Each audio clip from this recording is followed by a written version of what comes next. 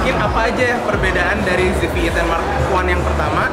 Jadi di sini kita nih udah ada key point-nya. Ini adalah 5 hal terpenting yang membedakan E10 Mark II dan E10 Mark I. Jadi pertama sekarang kita udah ada 4K 60p, terus itu 10-bit 422. Nah, karena sekarang kita udah pakai Bayon ZXR, itu tuh image processor yang udah sama kayak di kamera-kamera line up yang lebih tinggi lainnya. Kayak di ZV-E1, di Alpha One, terus itu A74, A7S3, FX3. Jadi sekarang untuk warna dari kamera ZV-E10 ini itu udah sama persis sama line up lainnya. Terus itu juga untuk recording, sekarang kita udah bisa 4K ini ya, 4K 60, terus itu 10-bit 422 dengan format XAVC SI. Nah, jadi benefitnya adalah kita sekarang untuk nge-record itu udah jauh lebih jernih lagi hasilnya daripada pakai XAVCS biasa pada ZV-E10 Mark I yang pertama. Nah, terus dari situ sekarang kita udah touchscreen operation, jadi sekarang benar-benar semuanya udah seamless di touchscreen-nya. Kita mau ada menu function tersendiri, kita udah ada sediain lagi menu-menu barunya. Jadi nanti teman-teman mungkin boleh langsung coba aja. LUT import, sekarang kita udah bisa masukin LUT. Jadi ditambah warna, sekarang kita udah pakai namanya Creative Look.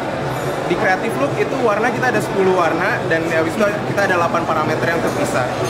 Ditambah lagi kita bisa masukin LUT, itu sekarang udah nggak mungkin lagi yang namanya kita nggak dapat warna yang kita mau. Terus habis itu sekarang kita ada Intelligent Capsule Mic. Jadi sekarang kameranya ini ya, built-in mic-nya itu bisa langsung nangkep otomatis. Ya udah, kalau misalnya ada subjek di depan lagi berbicara, dia cuma nangkep yang di depan dan ngeredam yang di belakang. Kalau misalnya kita lagi di belakang kamera ngejelasin sesuatu tentang yang di depan kamera, dia bisa ngeredam suara yang di depan dan fokus ke suara kita di belakang kamera. Atau kalau misalnya kayak kita lagi ada conversation sama orang yang lagi kita rekam, itu dia otomatis bisa ngerekam depan dan juga belakang. Jadi udah sangat apa ya, dipermudahkan kali ya untuk audio juga. Terus habis itu untuk creative look preset itu seperti yang aku bilang, jadi sekarang kita ada 10 creative look dengan 8 parameter yang terpisah. Jadi kalau misalnya kayak aku suka di warna misalnya standar, nah tapi aku mau warnanya lebih kontras, aku naikin kontrasnya. Tapi kalau misalnya aku pindahin ke FL, itu nggak bakal berubah, kontrasnya tetap di 0. Walaupun aku berubah di ST, tapi di yang lainnya itu nggak bakal terpengaruh. Kurang lebih sebenarnya itu sih perbedaannya. Halo teman-teman semua, hari ini kita ada launching lensa baru yaitu 85 f1.4 G Master Mark II ya. G Master Mark II ini adalah perkembangan dari G Master Mark I dari yang sebelumnya. Ada beberapa key points yang penting banget di sini. Yang pertama adalah dari bebannya. Bebannya ini jauh lebih ringan daripada Mark I-nya.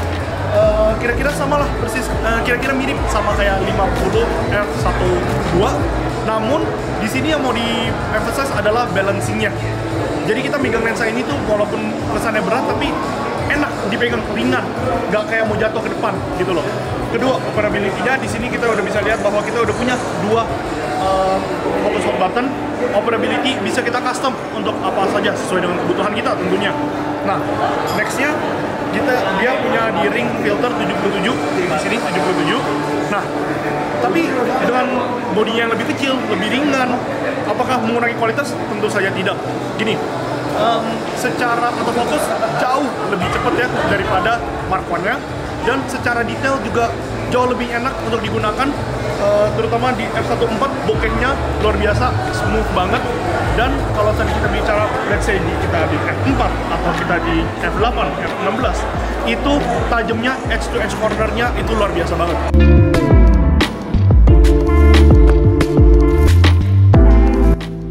Ya.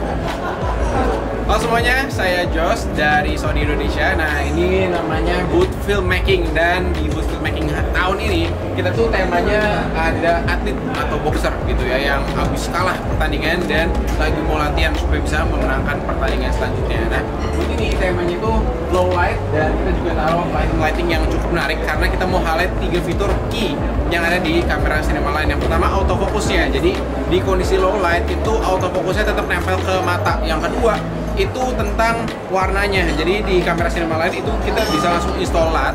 Jadi pas syuting S-Log gitu ya, kita udah tahu nih settingan yang terbaik itu seperti apa gitu ya. Dan yang ketiga, kalau kita cek fiturnya adalah kemampuan low light-nya.